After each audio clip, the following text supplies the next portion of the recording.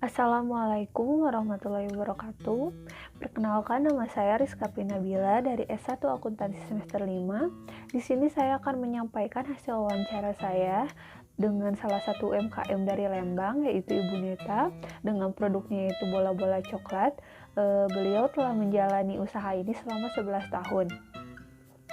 Adapun hasil wawancara ini terdiri dari apa saja produk yang dipasarkan, berapa lama usaha yang telah dijalankan beliau, terus metode pemasarannya, dan strategi pemasaran yang beliau lakukan. Dan di terakhir nanti saya akan menyampaikan saran saya dalam menghadapi masalah yang dihadapi oleh beliau.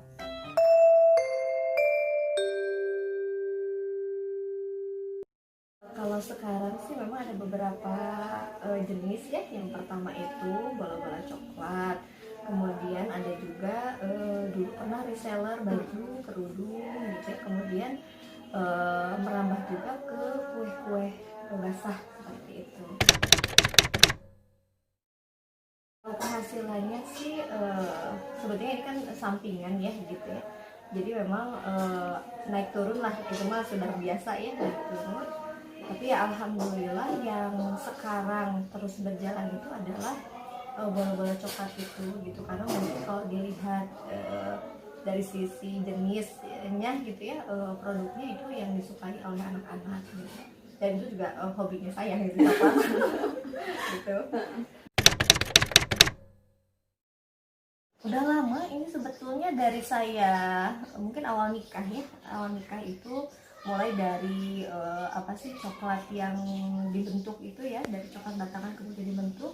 Kemudian resep ini ya mungkin sekitar 11 tahun lah gitu ya. 11 tahun gitu.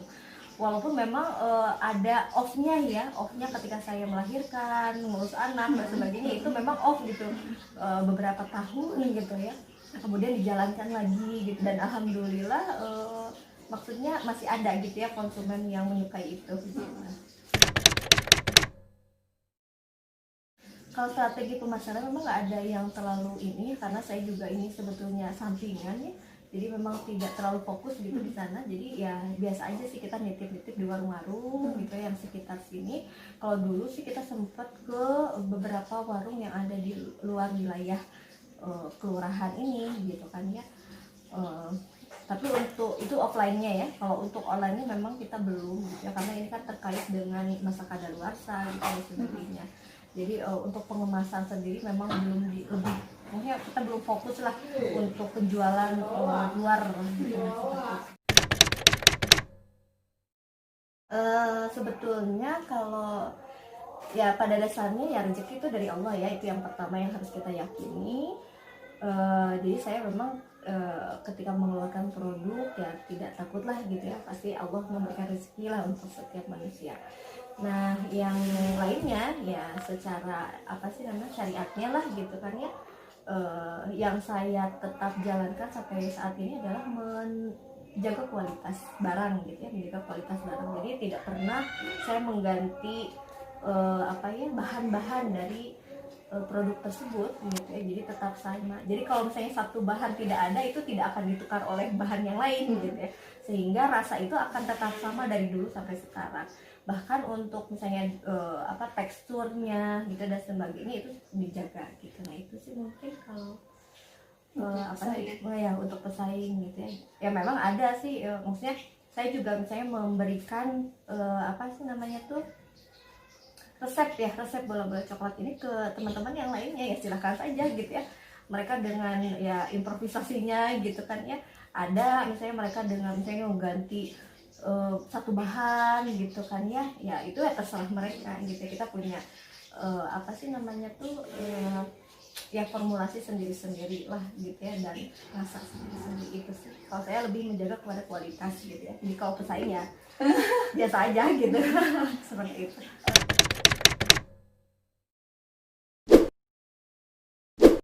Saran saya untuk pelaku UMKM ini Bu Nita, dan mungkin untuk pelaku UMKM bisnis makanan lainnya, bisa mulai menggunakan digital marketing yang memungkinkan pelaku penjualan ini melakukan penjualan ke berbagai lokasi yang lebih luas. Ada berbagai strategi digital marketing yang bisa digunakan, seperti beriklan di Facebook Ads, Google Ads, Search Engine Optimizing, Search Engine Marketing, Social Media Marketing, atau juga misalkan bisa marketplace seperti Shopee, Tokopedia, atau Gojek, Grab, dan lain sebagainya.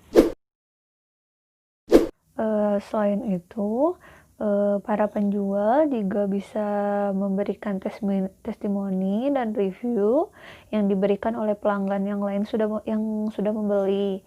Caranya bisa menyuruh orang lain untuk mencoba produk penjual dan kemudian menyuruh untuk membuat testimoni atau review secara jujur.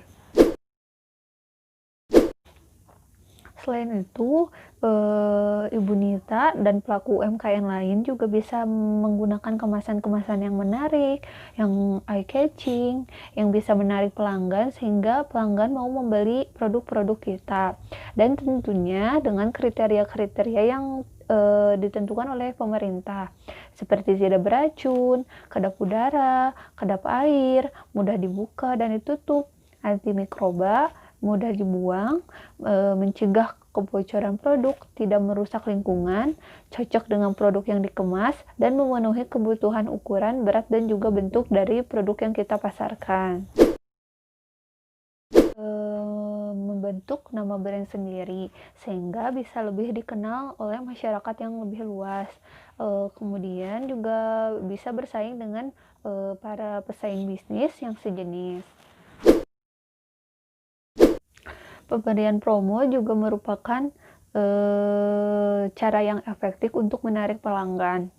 Dengan pemberian promo yang dengan tenggat waktu dan masa aktif yang digunakan akan mendorong para pelanggan untuk melakukan action atau melakukan pembelian terhadap produk-produk kita.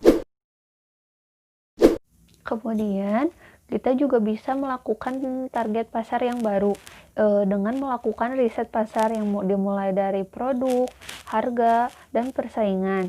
Jika riset sudah tepat, maka kemungkinan besar menaikkan keuntungan itu peluangnya menjadi lebih besar.